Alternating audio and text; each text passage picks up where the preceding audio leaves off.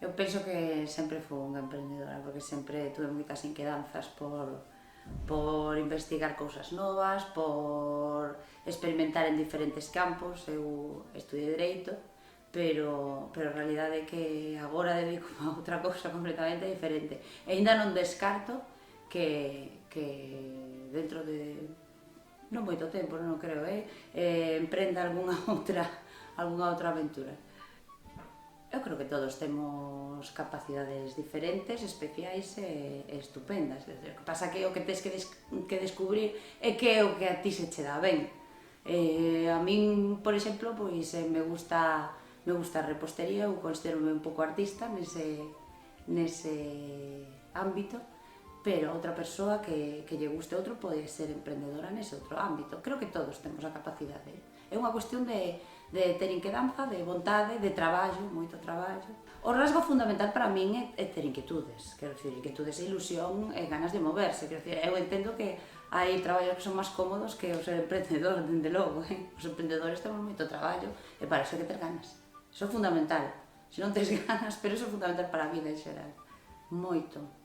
Creo que axuda moito, porque formamos parte dunha comunidade que históricamente a nosa idiosincrasia é moi inqueda, quero dicir, temos moita mobilidade, os galegos temos moito empuxe. Pode ser que nos diga que aguantamos moito, sí, quizá que aguantamos bastante, pero cando decidimos dar un paso movémonos. O galego é moi loitador. Eu penso que iso é un rasgo de carácter que nos marca moito. De feito, estou segura de que temos un número elevadísimo de emprendedores. Eu teño un forno de repostería artesá, é un obrador, para min é un sitio de investigación e de imaginación. Xa, como che comentaba, penso que é unha faceta artística tamén, porque as recetas que teño son de creación propia, son feitas coa miña propia investigación. E bueno, me dedico a eso en función da época do ano, fago diferentes doces. Bueno, as orixes foron eso, as ganas de cambiar. Tuve varios motivos persoais, profesionais, que me levaron a dar ese paso. E bueno, a verdade é que os armadanzas foron uns amigos meus que me dixeron dunha proba dunha receita que tiña feita de rosca de castañas. Me dixeron, hai unha feira en Navia de Suarna de produtos artesanais, imos a levar a rosca, tal. E nos puxemos a traballar, e levamos unhas boquiñas para probar a feira, e vendinas en nada, en 20 minutos, media hora vendinas todas. Entón, claro, me deixou moi asombrada eso, a aceptación, o gusto e a valoración da xente. En realidade, a xente sabe moi ben o que come, sabe moi ben cando as cousas son artesanais, cando teñen traballo, cando teñen outra dedicación, porque é un valor engadido que teñen os produtos. Movéndome. Iso é unha cuestión de moitas veces non se pode pensar demasiado. Unha vez que tes unha idea e que ves que ten certa viabilidade, que hai un mercado, que hai unha certa demanda, para eso penso que o que hai que facer é moverse e dar o seguinte paso. Que teño que facer? Pois mercar equipamento ou facer unhas obras, acondicionar, o que sexa, pero hai que facelo. Penso que moi ben, porque síntome recoñecida polos meus clientes, sinto que ano tras ano vai aumentando o meu nivel de negocio.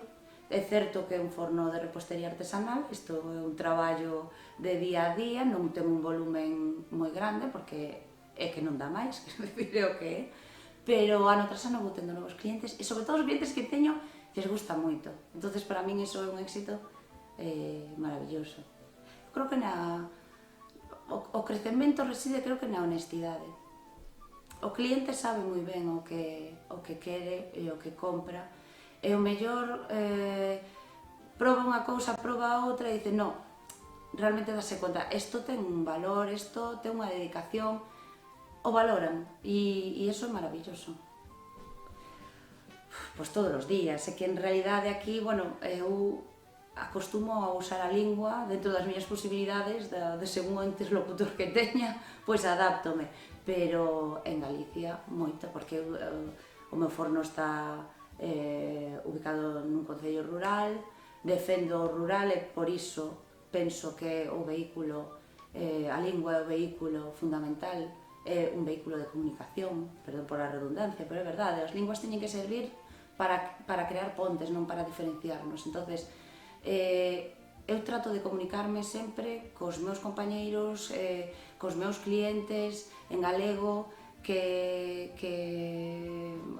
ademais eu teño uns produtos que se chaman biquiños, quero dicir, o galego está na base do traballo dun empresario aquí, necesítalo.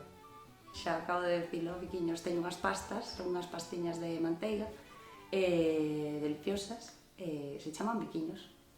Se me ocorreu un día facerlles, cando estaba pensando que forma lles ia dar e tal, traballando coa masa, se me ocorreu darlles forma de corazón. Entonces quedaban así, pues, como, me pareceu moi doce, moi agarimoso, ¿no? O nome, a resonancia da palabra, biquiños, é moi noso, non? Moi agarimoso. Nunca choveu que non escampara. Eso seguro. Sí, porque, a ver, a verdade é que o traballo de emprendemento, un emprendedor, ten que ser multidisciplinar, sabes? Tes de que dar a todo.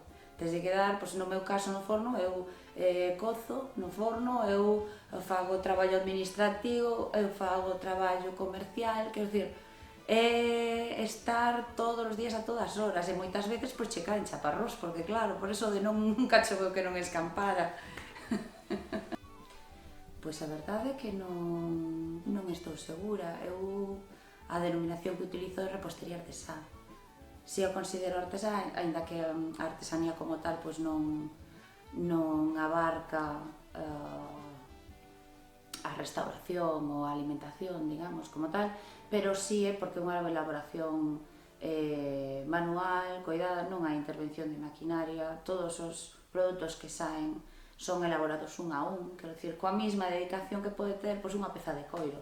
É artesanía tamén, o que pasa que é artesanía para o paladar.